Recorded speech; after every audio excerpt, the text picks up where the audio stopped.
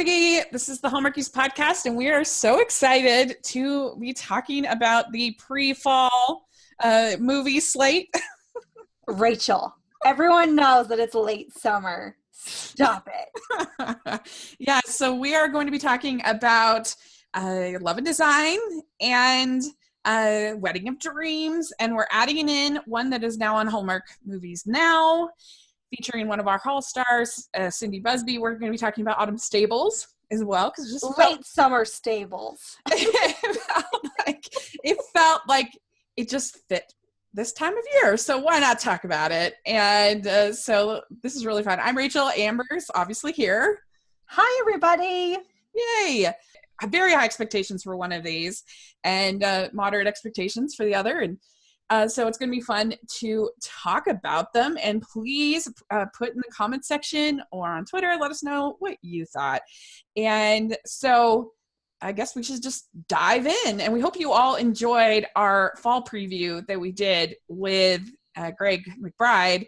Definitely one of my favorites that we've ever done. I love it, and are enjoying the beginning of the fall harvest movies. So we'll be talking about them in a couple of weeks. When we cover all of them together. Let's talk about Wedding of Dreams. So our little summary is, it's been a year since Debbie's smash hit Wonderland. Now living in a small town, she's found true love and left the music industry behind to teach kids the value of their own musical talents. But when her manager begins to pull her back into the limelight to celebrate the 20th anniversary of her first single, Out of the Blue, Debbie has to decide which will come first, music or love. So Amber, what was your overall thoughts about this one? You know, I did actually like this a little bit better than the first movie, which I kind of thought would happen. There were a couple of things that I didn't really love, but for the most part, it was just harmless. Yeah, I agree. This was pleasant. I enjoyed it. I did like it better than the first one. And I thought it had like cute moments. And I think that the conflict was actually relatively well done. Mm-hmm. That I think that it wasn't like, you're evil for having this job and you should, we joked on the Chesapeake Chats, a podcast, that they handled that storyline in this much better than they're doing on that show with Trace, you know? So the idea of her being sort of pulled away and having that sort of life, but he's pretty supportive of her. He even goes with her, you know, to a certain point, like he wants her to be happy. And so I think that, but it's just like, you have to talk about these honest things and how you're going to, you know, have your marriage and what you're going to do. And so I feel like that was actually pretty well written and pretty well done. Mm-hmm. This conflict. Yeah. And he was so great because he wasn't, he was a little bit like, oh, I wish you were here, but he wasn't even being like a brat saying like, oh, how dare you? Like, yeah. He was just, I kind of wish we had your input for our wedding, but I get it. I approved of all of it. Even when he was going off kind of in a huff, he wasn't even really that in a huff. It was more that he was like worried. Yeah. He was like worried that this would work and that, you know, and that's relatively reasonable. I'm sure that would probably happen. I thought that there were a lot of cute little scenes. I really liked when they were making s'mores, the girl and Pascal and Debbie. That was a fun little sequence, I felt. And yeah, I think that was probably the best part of the show. Mm-hmm. Because Pascal really shone. What's the past tense of that? She really shines. I'll make her present tense. When she's doing these like thoughtful giving, sage advice, you know, speech things. Uh-huh. She's an excellent best friend or sister or confidant. And that, she gave the great talk to Robert Gant, and then she also did the great talk with Pascal. With Debbie Gibson. So it was really the best part, I think, of the show, and their t-shirts were awesome. Yeah, yeah. The part that I thought everybody had decent chemistry from the whole cast. Mm-hmm. I thought they all seemed like they were having a good time. They all had chemistry. The only part that I didn't like, and that was a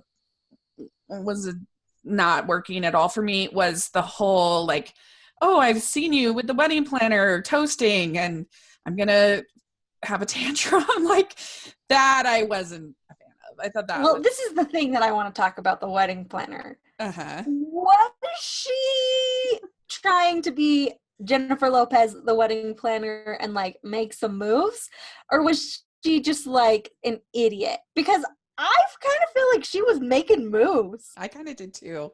But I don't think that he was at all. No. Like, but here's the thing though. She was only mad for like 10 seconds because she didn't refuse to speak to him.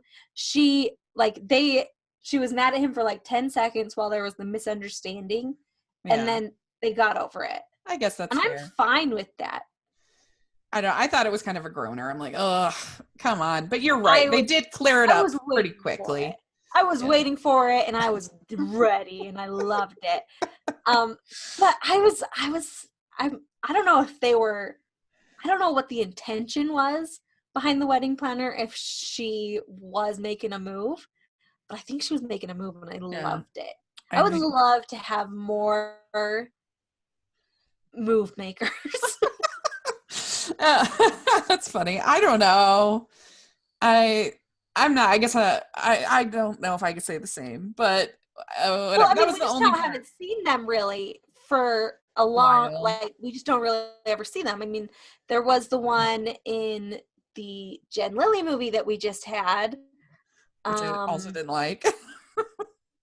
Yes, I do. And then also, you have the old boyfriend and the hero is the move maker, but you don't really often get, and even the, Yes, I Do, she was an old girlfriend. Right. This is a kind of a unique situation where they are an established couple. They don't have a romantic history with the wedding planner lady, and she's making some moves as the sort of antagonist, but yeah, it's just a different thing we don't often see. That's true. That's a good point. I think that they knew each other in high school, but I don't think that they ever dated or anything, her and Robert. No, I think she loved him in high school. Okay, yeah. But they didn't say that specifically. I just felt that. Uh-huh. I would love to talk to the wedding planner actress and ask that question. Fair enough. So, yeah, I really, and you get to hear Debbie Gibson singing, which is fun. And I thought the ending with them all around the piano was nice, and the little wedding. And I could have. That was the most beautiful wedding dress they've had on Hallmark Channel. Yeah, it was really good. She looked amazing. Really pretty. She looked incredible. I mean, there may have been other dresses that were better in the abstract, mm-hmm. But I think full package, hair, makeup, actress, dress. Yeah. That was the most beautiful. Yeah. And I think it was on Home and Family. I think she said that neither her or Robert Gant had a traditional wedding like that, I guess. And so they were kind of laughing that, I mean, I don't know if she's single or not, but anyway, she said on Home and Family that she was like, this is the first time either of us are saying these words, which I think was kind of funny. So yeah, I enjoyed this quite a bit. I think they could have done a little bit more with the students. That was something. Yeah, they could have done more with the students and also more with Lane Edwards. Yeah, it would have been fun if one of the students, for some convoluted reason, had come out with her to the performance in LA or wherever that was, and they had ended up also singing, or you know what I mean? That might have been. Well, if it was an American Idol kind of show, it would have been really fun if one of the students was on the show competing. Yeah, also, yeah, that would have been cute. What are you gonna do? I agree. So, how many crowns do you give this one? So I ultimately gave this 3.3 crowns. Mm-hmm. So I gave it 3.5 crowns. Okay. So pretty close. And I have it at number 24 out of my rankings, and that's out of 50. So right in the middle. So there you go. All right. So then we have Love and Design. And this is: in need of a shakeup on her home makeover TV show, star Hannah is sent to her small New England hometown to renovate the historical Louisburg Manor. When an old flame Jeff is assigned to make sure Hannah's design preserves the historical manor, the two must find harmony between the old and the new. So for me on this movie, I did go in with pretty high expectations. Of course, you know, Danica McKellar, Andrew Walker. We have interviews of both of them that you definitely want to check out. I was really hopeful that it would be great, and I didn't hate it, but I didn't end up really loving it either. I felt like they were great. I was kind of very similar to how I felt about Season for Love. I felt that they were great and they had pretty good chemistry, but I felt like the show, the movie, didn't monopolize off of the humor and the potential for romantic tension of this idea of them renovating this house. I would have loved if he had like, I want to design it this way and you want to design it this way, and then they're kind of fight about it, and then they're, you know, that like they spent a lot of time like playing trivia and going to the movie and going to the restaurant and driving, and I just felt like the potential wasn't there. Also, I don't understand why her show, I understand why the movie is called Love and Design. I don't understand why her show is called Love and Design. Because if I were to turn into a show called Love and Design, I would think it would either be about a couple that is in love, like, I don't know, you know, had the one with the Gaines. I can't think of it all of a sudden. Fixer Upper. I would think it would be about a couple like that. Or I would think it would be her renovating people's houses who are in love, like newlyweds or something like that. Because Love and Design doesn't really make sense to me, and that's a nitpick. But I don't know. I just didn't feel, it was kind of boring for me. I didn't feel like they monopolized off of the comic potential of having these two different design aesthetics, these two different things. The whole renovation thing, just like the whole barbecue thing for me, I thought was kind of a miss. And but they were great, so I didn't hate it, but I didn't really like it either. Yeah, no, I enjoyed it. I felt like she was the worst designer in the history of the freaking universe. Yeah. Not to be harsh, but what I don't understand any person who would go into a beautiful mansion, historical place like that, and decide that ripping out the stained glass window would be a good idea. Yeah.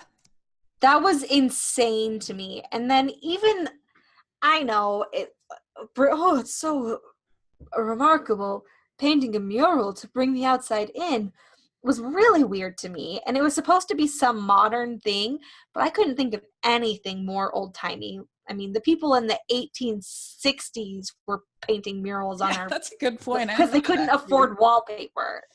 It was very bizarre, and she just kept making all these weird choices, and she kept talking about how those horrible sconces, well, I agree, get rid of those, were going to clash with this amazing chandelier that she was going to do. And then we see the chandelier, and it's just some basically exposed Edison bulbs. Yeah. I was not about it. I was totally anti all of her choices that she was making design-wise. I mean, but that's a nitpick, neither here nor there. People have different styles. I just probably wouldn't watch her show.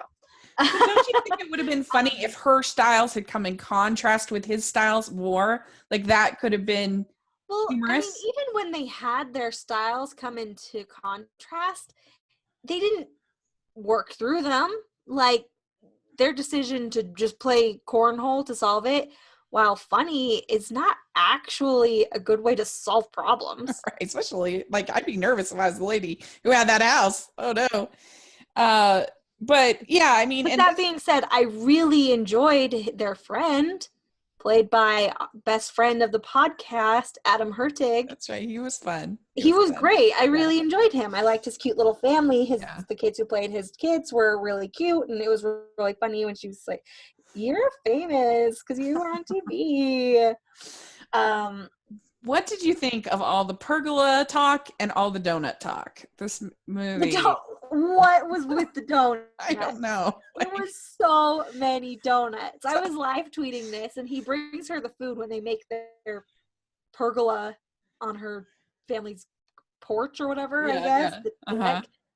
And I said, he totally messed up. He didn't bring donuts. He better have put donuts in there, and there weren't. And then at the end, when he shows up, I said, if he doesn't bring donuts, and then he did, and I said, okay, so they're gonna live happily ever after. But it was so many donuts. It was so funny. It's like, whoa. It reminded me of the first Daru and Daru, where it's like, I guess it might be a Hallmark thing where like donuts bring good luck. Like, who knew? I mean, I understand buying, and I feel like she only bought a couple of donuts for the entire crew of their thing. It was funny for me also watching camera guy, like, in the show. The camera guy in filming, and just wondering if the actual real camera guy was thinking, oh, this is terrible. Oh, you're the worst. If you're the camera guy on Love and Design and you want to come on the podcast like Tyler did, come on. I just want to talk about, because there was this shot where the camera guy in the movie, the actor camera guy, we'll call him that, was walking into the mansion, and I just felt like that shot was going to be so bouncy because he wasn't really holding the camera all that steady. And I wonder if the actual cameraman was freaking out in his heart, because that would have been a terrible shot. I don't know. Really funny. So Amber, are you pro pergola or the anti pergola? I don't think I care pergola per se. I would always prefer a gazebo to a pergola. Yeah, me too. Because it has a proper roof. Yeah. We have a pergola at my grandma's house, and it's covered with wisteria. It's really pretty, but I just feel like, I mean, pergola is only good for shade. You can't go there when it's raining. And how are you supposed to run to a pergola and kiss to be out of the rain? You can't. It's a gazebo every day. It was really funny that they made it the most Hallmark pergola of all time with the wispy fabric and the twinkle lights. I thought that was so funny. Yeah. And that was really funny. I think I am anti pergola. Like, it just seems not very functional to me. Like, I would rather have a gazebo as well. Yeah, but I mean, to be perfectly fair, I'm an indoorsy person, so obviously I'm going to pick the thing that's closer to a house. Yeah, which is a gazebo, because it has a roof. Yeah, and they did build that pergola very quickly, but I don't think the pergolas are all that hard. They don't look that hard to me. No, pergolas. I mean, you basically just have to have, the 4 posts and then the stabilizing posts and slats across the top. Yeah. The other thing that I was a little bit like, I felt like they're going to have him, like, or there's some kind of debate. Is he going to go on the road or join her on the season or whatever? And like, he has a whole other job. Like, well, he was new, and it wasn't really what he wanted it to be, so he quit. I mean, I understood that happening. It was just weird. I just don't understand why, as a network, they think that is a fun idea, because the footage of them just quietly whisper fighting doesn't seem like very good footage. Yeah. Like, I mean, I watch a lot of reality TV, frankly, and even design shows. And from I know it's suspending belief or whatever, it just didn't seem like a good structure for a show. Yeah, I agree. I think that that there wasn't, maybe if there had been more sort of friction, again, that's why I say I didn't think they used the renovation angle to its full possibilities for the humor and the but they were good. I did. Yeah, they had a cute chemistry. Yeah, they had a good chemistry, and Andrew Walker with some of his looks. Yeah. My goodness. Every time he looked at her when she was walking away or not looking at him, I melted a little bit, because he was it's ridiculous. And I think he's just getting better at it. Yeah, I mean, I'm kind of a little frustrated because this is the last that we'll have from him this year on Hallmark. Those dirty, rotten Lifetime people. Oh, and I haven't really liked any of them. I mean, this is the one I liked the most, which isn't great, you know. He was actually super great in The Wedding March 4, though. That wasn't him. Yeah, that's fair. That's fair. The Merritt Patterson and Andrew Walker part of Wedding March 4, I really enjoyed, legitimately. Yeah, you liked it more than I did, but he was good. He was good in that. I don't know. I just feel like it's a little bit of a shame because he's so charming and charismatic. Like, oh well. But hopefully his Lifetime movie will be as good as Snowed In. I just really want him to be a bad guy again. He was so great as the bad guy in One Calls the Heart. Yeah. And I just want to see him flex those muscles again. Yeah. They'll never let him because he's too handsome as the lead, but whatever. It was so fun. It was fun. That's true. You're really just see what Lifetime does, him and Rachel Boston. Hopefully that will be fun. But anyway, so how many crowns you give Love and Design? So ultimately, I ended up giving it 3.2 crowns. Okay. So I am going to give it 3 crowns. I give it the same as I gave Season for Love. I basically liked them both the same. So 3 crowns. And I think those are pretty decent scores. I mean, they're not terrible. Everyone knows like a 3 means, in my opinion, I'd be willing to watch it again. Anything below a 3, you're going to really have to strive to get me to watch it again. I guess it feels a disappointment because I had high expectations and I really wanted to love it and I didn't love it. So maybe that's, but yeah, no, it's solid. It's certainly not a Home by Spring or something like that. So yeah, I have it at 31 in my rating. Cool. So right in the middle. All right. So let's talk about Autumn Stables. Now this is not I guess it's a Hallmark Movies Now film, but it was originally aired on, I think, Super Channel up there in Canada because they get lots of fun movies up there. And I actually knew about it because I had seen Cindy Busby tweet about it. And I was like, ooh, that looks fun. And then I couldn't find it anywhere. I'm like, oh, Canada. And then I watched it actually in like, I don't know. I watched it a couple of weeks ago. And then we saw that it was on Hallmark Movies Now. And so we decided, why not include this in that? So here's the little summary. It says, after the death of her husband, Autumn Carlisle sells her ranch to handsome carpenter Jake Stevens, who promises to leave it untouched except for some changes. His true intention, however, are completely change the property, making huge renovations. So this is the initial setup of our movie. And what were your overall thoughts about this one? Well, I'm going to be perfectly honest. I tried watching it before we decided to watch it for the podcast. Uh-huh. And I watched it for the first minute, and I thought, this is terrible. I'm not doing it. And I stopped.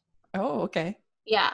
So then we decided to watch it for the podcast, and I was prepared to just want to die.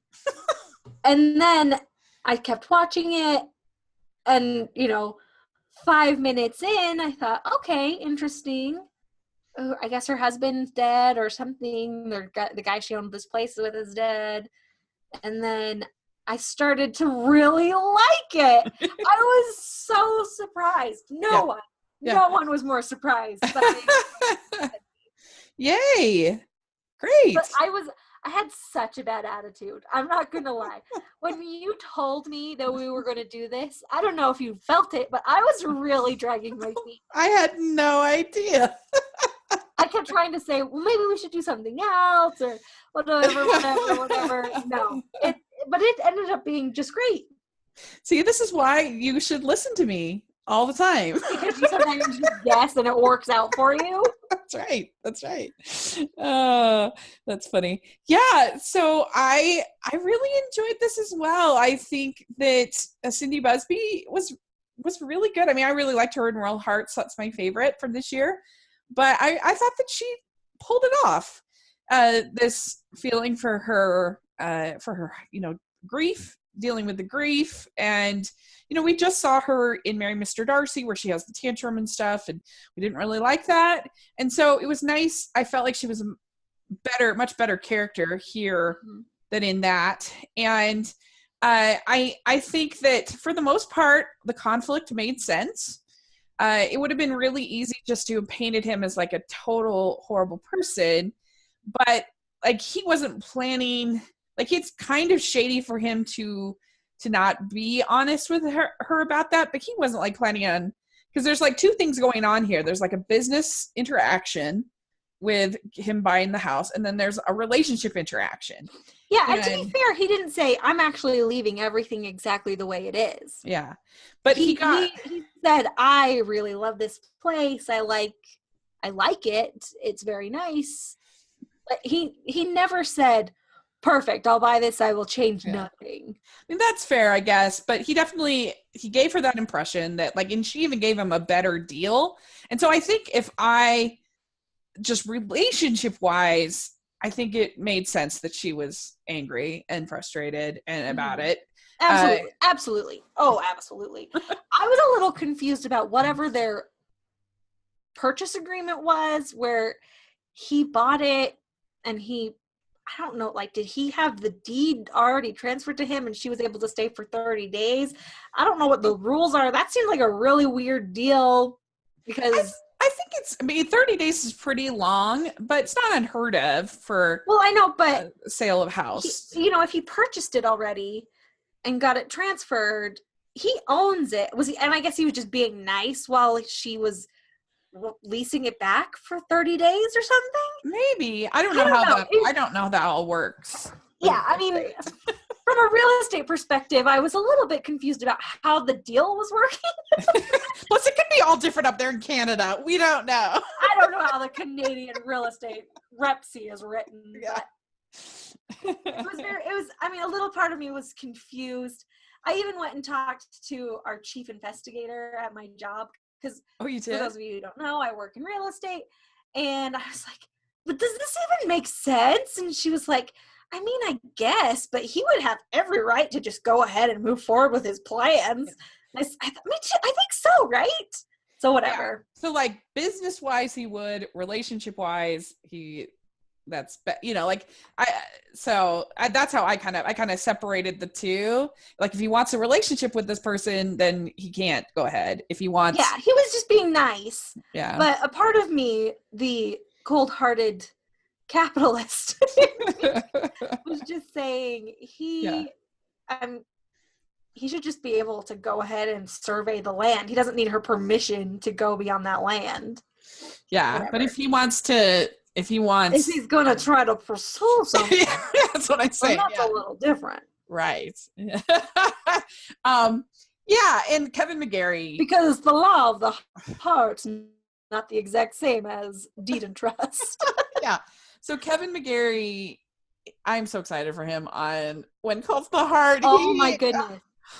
And Heartland fans will be a big fan of this movie because they were both in Heartland together. Yeah. Can we agree that Kevin McGarry is one of the most handsome men in the world? Yeah, I am in love with him. He is so handsome and so like sweet and confident and great. Yeah. It's a little, I mean, I think you and I disagree sometimes on what is handsome and what is not handsome. Like most people have their own brand, like you said. I can't imagine there's anyone who would be like, nah, about Kevin McGarry. Yeah. When I found out he was on Heartland, I'm like, maybe I need to watch Heartland. Legitimately, yes. And then also I'm so excited for him to be on. This made me really excited for When Calls the Heart. We talked about this a little bit after I was watching it with you. Because he's going to be such an interesting Mountie, and I hope they don't just make him like a straight Jack replacement. Me too. Because that would be too bad. I would love for him to be like the handsome guy who you think is like Jack, but is actually kind of like naughty or something. Yeah, I would love that too. And I would love, this could be complete hogwash, but I remember hearing somewhere that Chris McNally, who I love, that he is going to be a bad boy blacksmith. And how fun would that, if, like I said, it could be completely false, but if that's true, that would be so fun for like Elizabeth to start like in her grief, she like turns to the That would be, I would watch. I guess one of the things that we've talked about, and I talked about this, I was reading the Anne of Green Gables the other day. Uh-huh. And it was when she was writing Averil's Atonement in the Anne of the Island book. And she was showing it around to Mr. Harrison. And he was everybody who read the book was like, Maurice Lennox, the bad guy, is way better than the guy she ends up with. And it's because he has depth and he does things, and the guy she's in love with is just perfect and nice. Uh-huh. And lame. Oh, yeah. I remember you said that. Yeah, I said that. And this is what he said about why Maurice Lennox was good. And he says, he was twice the man the other is. He did bad things, but he did them. The good guy hadn't time for anything but mooning. And then she complains that he was the villain and the other guy is better. And he said, the good guy is too good. He's aggravating. Next time you write a hero, put a little spice of human nature in him. Yeah. And I think that is a problem with a lot of these TV series, at least. Yes. They're so worried about us alienating the audience for a period of time at all that they're afraid to give their heroes any actual flaws. And what they are missing is a little bit of the human nature, because people have flaws, and that's what makes us interesting. So yeah, even if they're not like, yeah, I amen, 100% agree. Yes. And even if they're not exactly flaws, they could even be like challenges, conflict, that like disagreements. Like, it's not necessarily that the person has a flaw, it's that they see the world through a different perspective than another person, and that those perspectives come into conflict, and that makes it interesting, and that makes them have to grow and learn from each other. And when everybody is just, when the women are always right and the men are just kind of manservants, then that's not interesting to me. It might be romantic, it might be fun, it might have cute moments, but it doesn't make for compelling, interesting things. Like, for example, with Trace on Chesapeake Shores, in the first season, he is struggling with having had this accident and like this thing that he did, and he's feeling bad about it, and he's struggling to get through to that. Like, that to me is at least more interesting than there's paparazzi taking pictures of me and I can't do anything about it, or I'm like planning these elaborate, scenes in museums to make Addie happy. That's not interesting to me. What was interesting is him like having some kind of struggle of like something that he has to learn from and deal with. And so I don't know. I completely agree with you. And I think that both the characters in this movie had like some demons and some things that were hard, and that they both made mistakes. Like, he made mistake. I think that's where this movie really works for me is, I mean, he was doing something, maybe he wasn't doing anything sketchy by any sense, but it obviously would be something she doesn't like. And he was trying to wrestle balancing what he wanted to do with what he also wanted to do, and she was wrestling with her grief and even feeling guilty about falling for some guy when she still had her feelings and pain over her dead husband. Very interesting. And that is something that they're going to be able to do on When Calls the Heart, because Elizabeth's going to be devastated and dealing with that, and eventually she is going to fall in love again. It's going to happen on this show. And it'll be very interesting to see how they have her deal with that. I am so hopeful that, I know like everyone's sad about Jack's death, but I'm hopeful that it really gives some sort of gravitas and somewhere for the characters to build from and give them, interesting developments. I want dynamic characters. I don't just want static characters who are just happy the whole time. Yeah. How do you think that Signed, Sealed, Delivered so successfully pulls it off where most of those characters are pretty, they're not super flawed characters. Like, they're super good people, and they like, how do you think that they managed to make that still so compelling? Is it because they're sort of researching into other people's darkness And so that kind of works, or I don't know. What do you think? I'm curious. Well, all of their characters are actually quite flawed.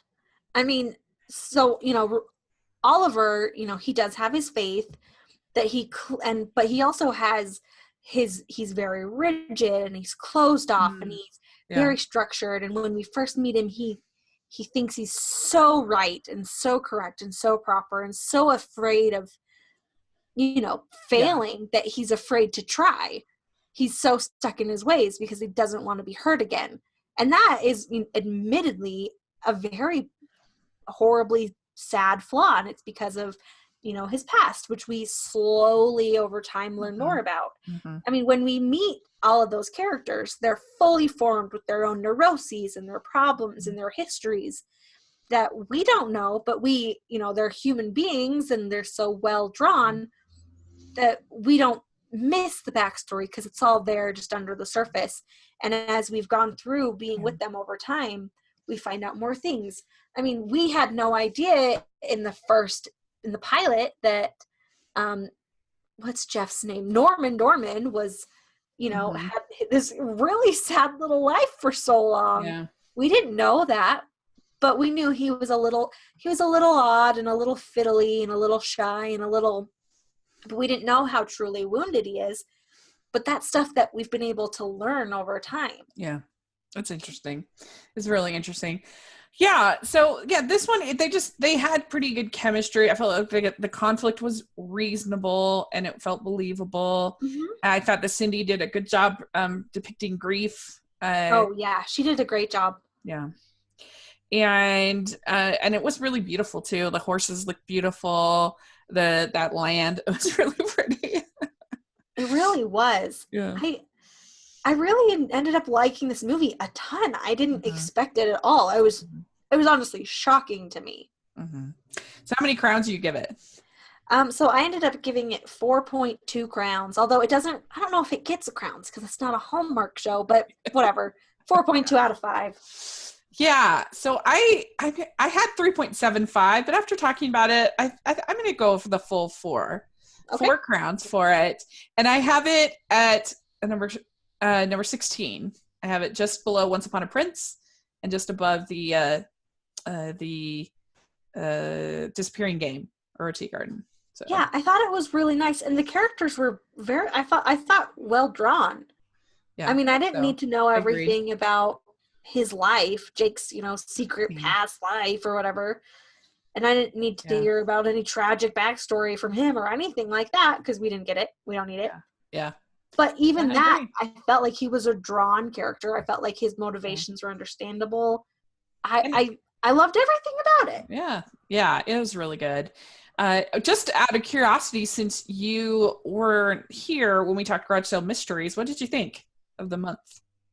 Oh, what did I think of the month? I thought they were mostly okay. I really honestly don't love the fact that her daughter hasn't had a consistent relationship for the longest time. I really loved the guy who was interested in her daughter back in the first movie that we got to see in like the 8th movie or whatever it was. And I would love for him to come back, or any of them to come back. I know we've got this guy who's made it 2 movies now, but I'm not that interested in him for the Madison Smith podcast next Monday. I really want some of these guys from Boyfriend's Past to end up meeting together, because we don't ever hear anything about like why they broke up or if they broke up or what's going on. I'd love for that stuff to come together and for her to have an actual arc that lasts more than 1 episode. That's fair. I had only seen those 4, and so I didn't realize, and the first 2 are the same person, and so I didn't realize that was a thing until after, and so I didn't have that problem because I didn't know that was a thing, and I really enjoyed them. I just love that family. I love the Shannon family. I thought they were so fun. I love Steve Bassick and her and all the Logan and Hannah and that family dynamic. I really enjoyed it a lot. And the Pandora's Box especially, that actually made my top 10. I thought that one was really well done and really fun. And I really like Danny as well. I think she's a really fun character. Yeah, I do want to say, though, I think one of my favorite things about this show is, like, sure, she's a nosy bitty busybody. Like, sure. She puts her nose where it doesn't belong.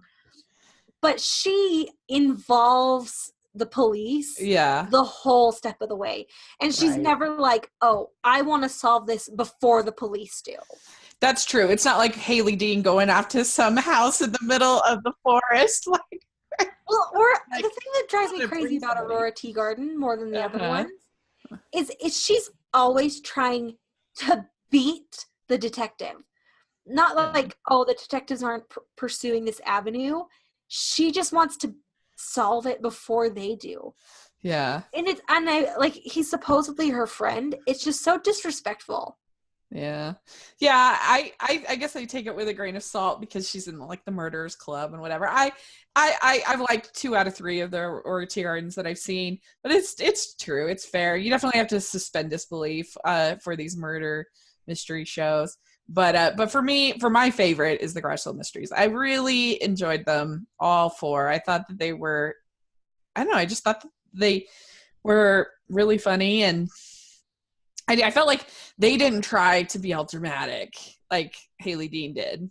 Garage Sale Mysteries are really great, and I think Lori Loughlin does a great job. Yeah. I think Steve Bassick is really great.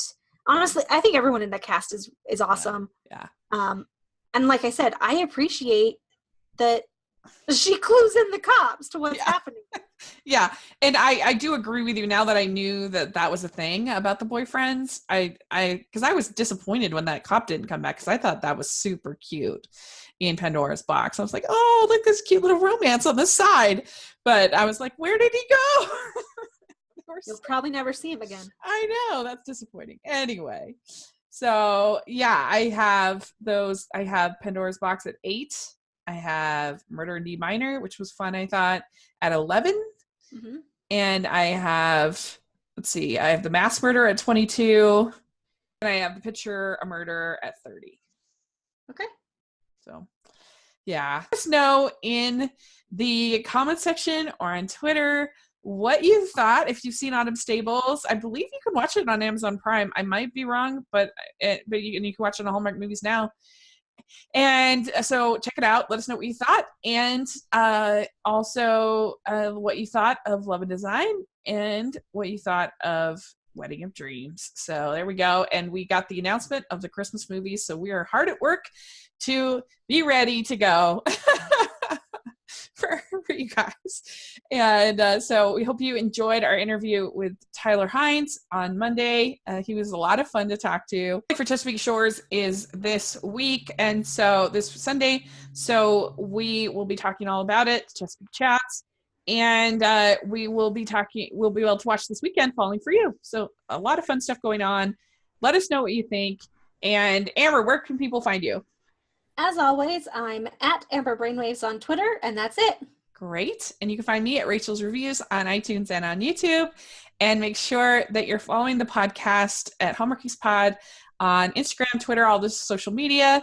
And make sure you check out our website, hallmarkiespodcast.com.